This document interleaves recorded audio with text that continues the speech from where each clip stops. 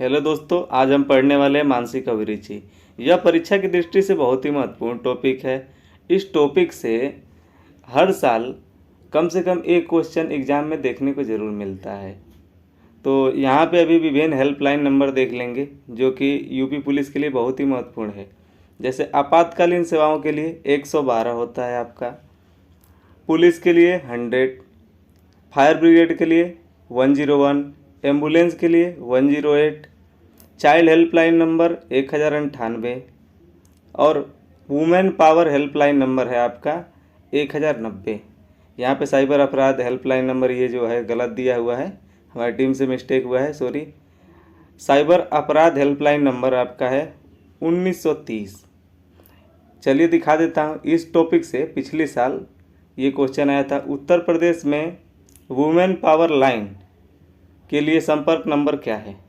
तो ये होता है 1090, जो कि पिछले साल जो फरवरी में एग्ज़ाम हुआ था 18 फरवरी को पुलिस का, उसके पहले शिफ्ट में ये पेपर आया था।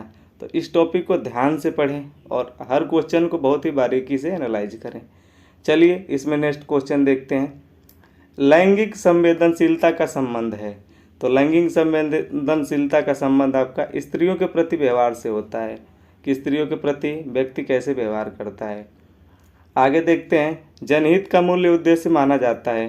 तो जनहित का मूल्य उद्देश्य सामाजिक न्याय माना जाता है।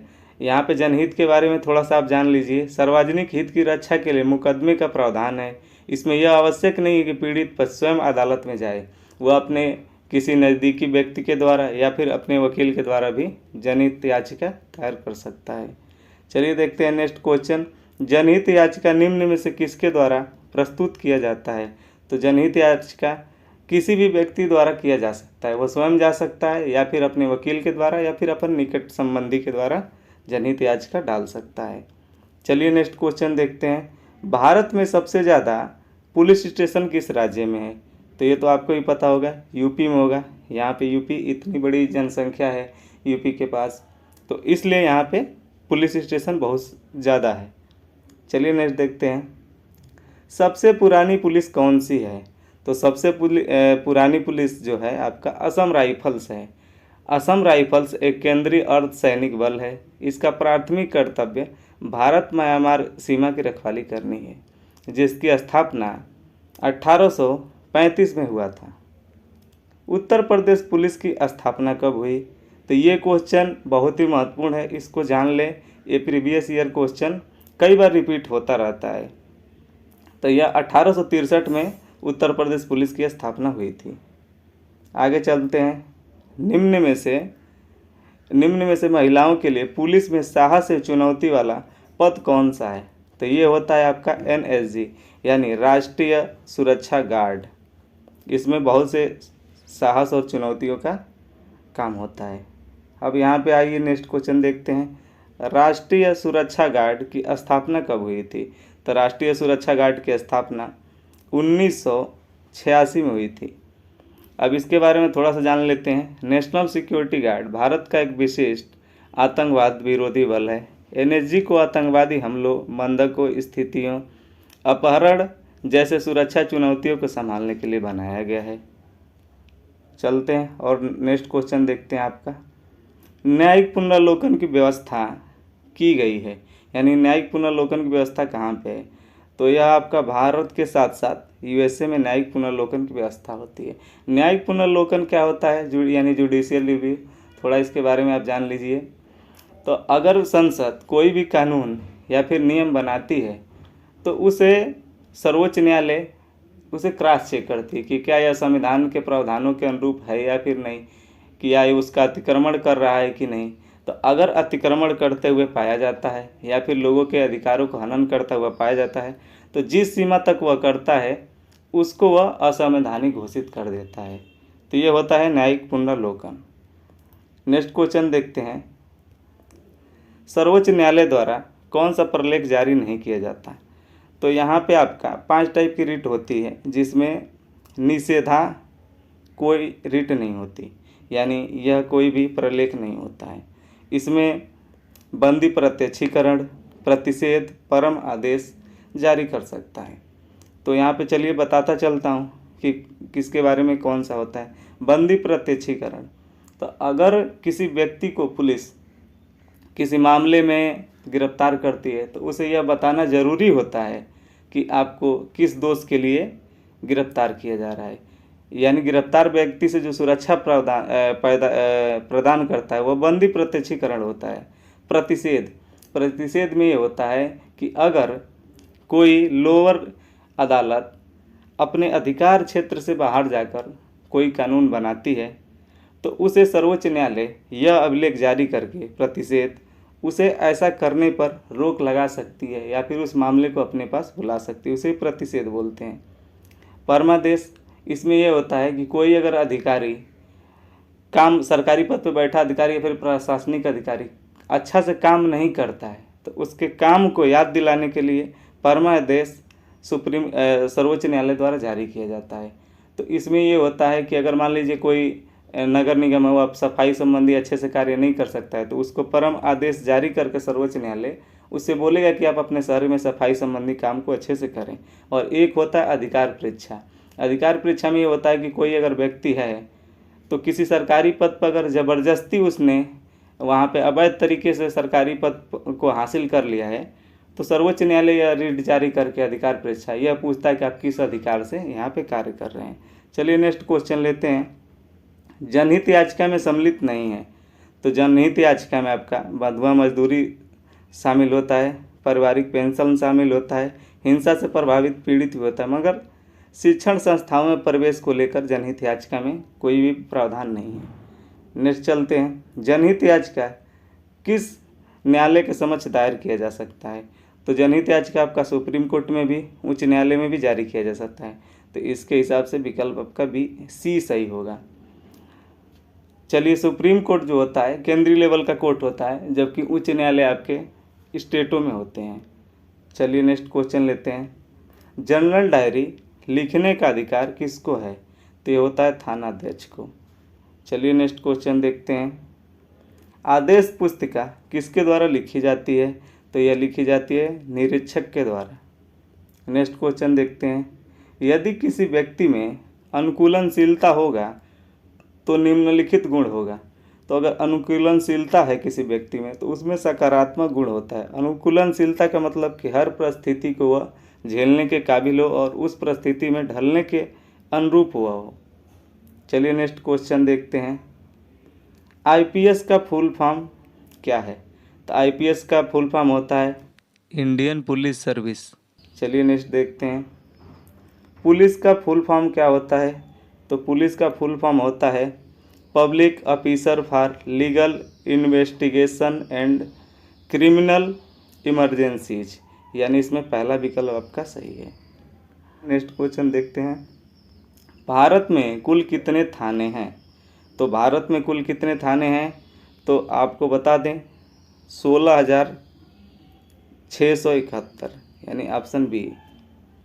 नेक्स्ट क्वेश्चन देखते हैं। भारत के पहले पुलिस कौन थे तो भारत के पहले पुलिस थे आपके सीवी नरसिम्हन। चलिए नेक्स्ट क्वेश्चन देखते हैं। उत्तर प्रदेश में कितने पुलिस स्टेशन हैं तो ये हैं आपके 1526।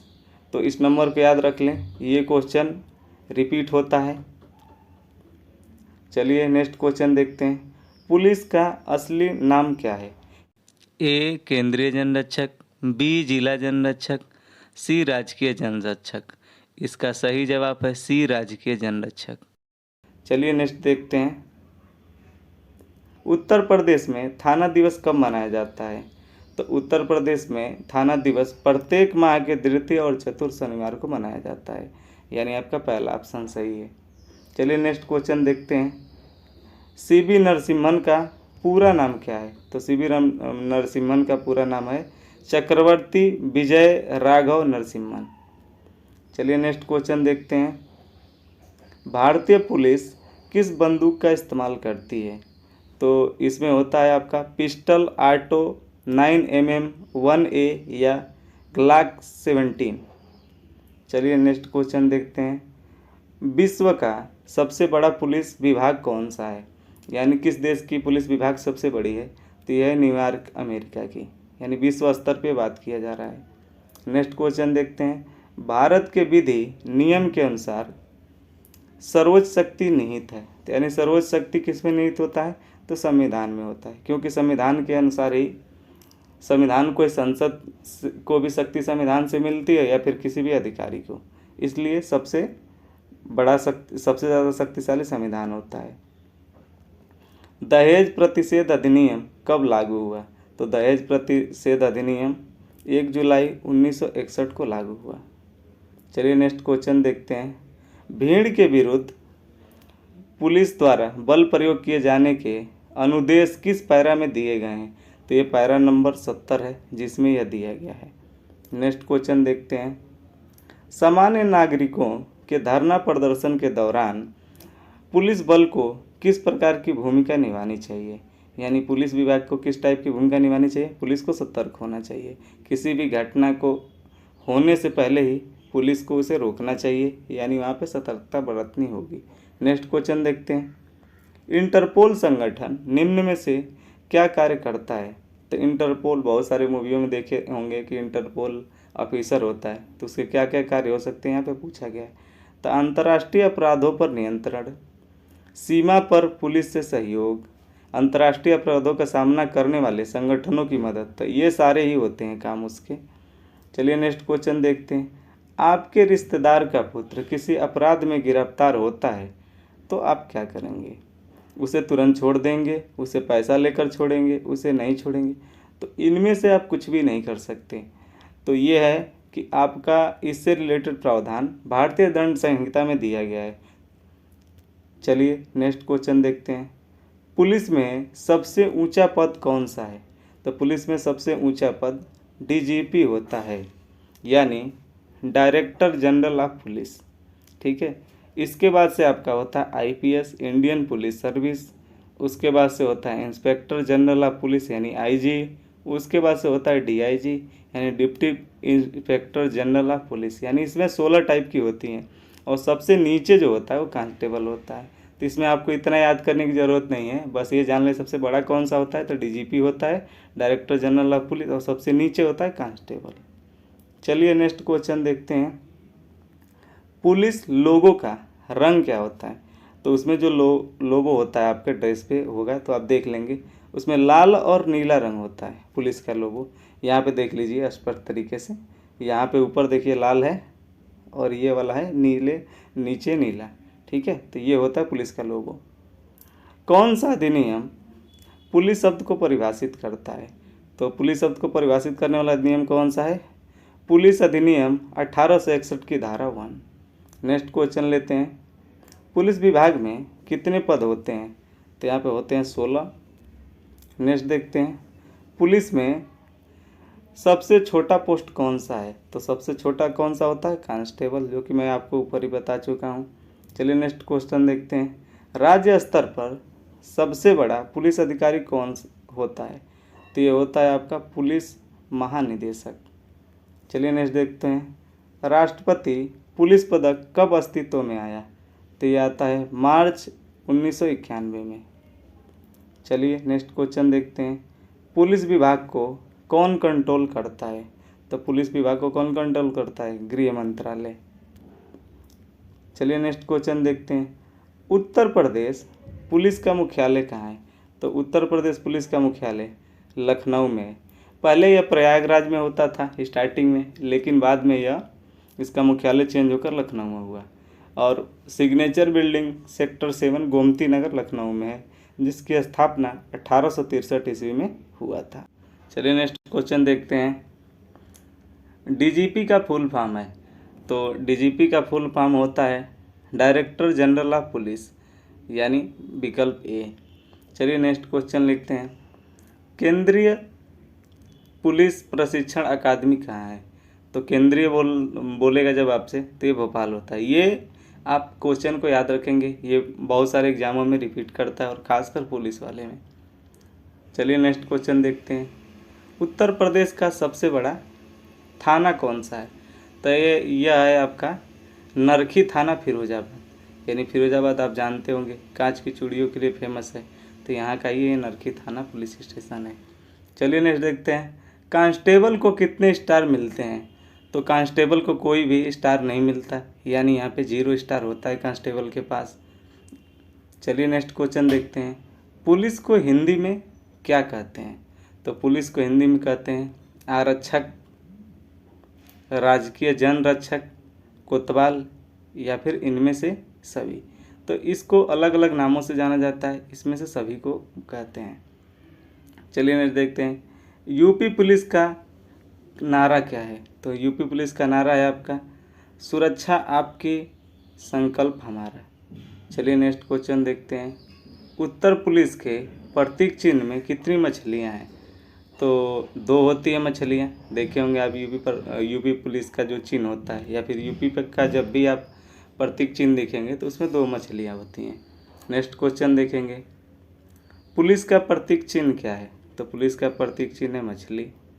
चलिए नेक्स्ट क्वेश्चन देखते हैं। उत्तर प्रदेश के प्रथम डीजीपी कौन थे? तो उत्तर प्रदेश के प्रथम डीजीपी थे नरेंद्र कुमार।